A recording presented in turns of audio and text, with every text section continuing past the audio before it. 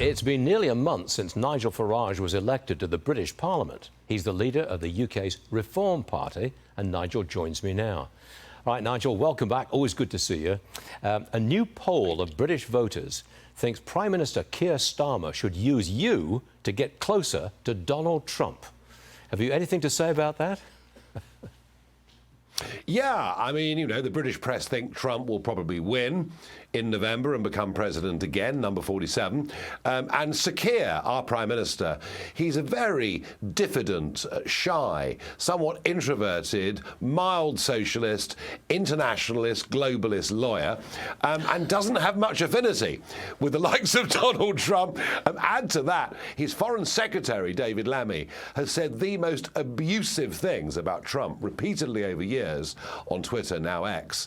So the idea is maybe there'd need to be a broker between the British government and Trump if he's number 47. And, you know, the answer to it is very simple.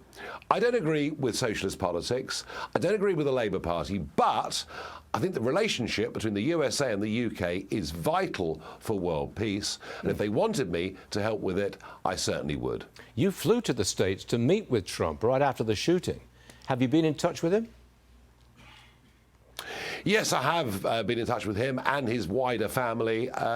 Outrage, particularly from the Sons, that a shooter with a rifle could have got within 125 yards of Trump, a total failure from Secret Service. And I have to say, I didn't used to believe in miracles, but that Trump survived that, now I do.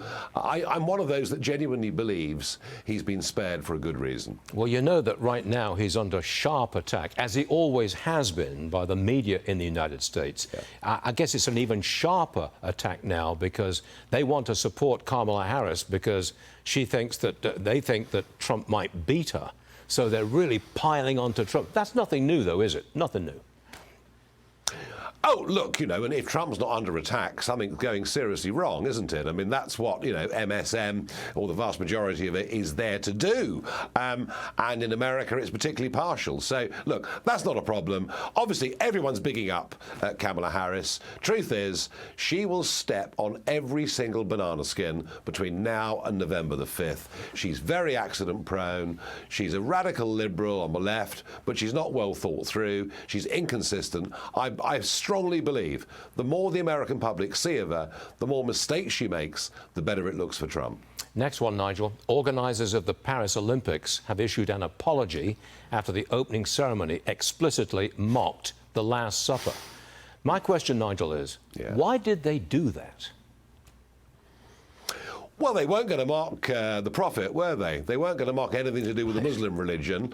You know, it's true, isn't it? I mean, look, you know, the intellectual and political classes in France are filled with self-loathing about the Western world and its values. So drag queens, a mockery of the Last Supper, sums up the modern-day elites in Paris. Look, I don't believe any religion is above mockery, above cartooning, above lampooning. But you know, if that's the showcase for France with this big global event, it's a very, very sad, very poor reflection, and it tells you why Marine Le Pen will be president in 2 years' time. You're now running the Reform Party. Can you give me 30 seconds or 60 seconds on what the Reform Party wants to do? What reforms do you want? The Conservative and Labour parties in Britain have virtually merged into a uni-party, high tax, big state, open-door immigration, low productivity. They're hopeless, they're useless, and Britain's in decline.